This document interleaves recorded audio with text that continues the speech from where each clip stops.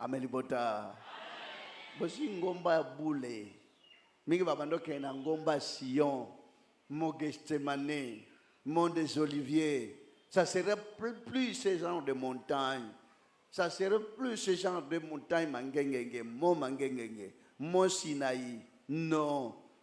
Na molimo. Na lo sambo abosolo. Na lo sambo elekisi yo ke.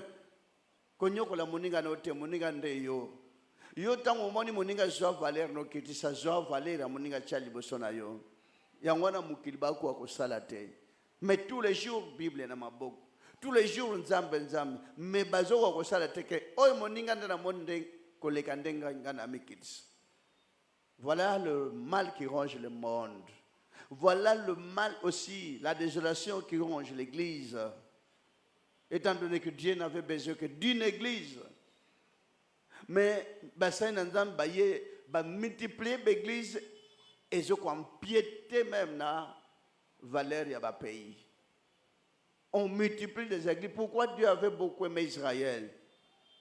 Parce que quand Moïse se mettait tout Israël, l'eau qui s'est Congo mbabaye ko sangana place moko.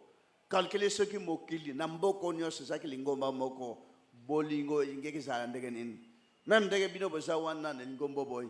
Pose la facilité au sein de la moninga mabe, on a toujours na passe na motema na hésitation malgré vous.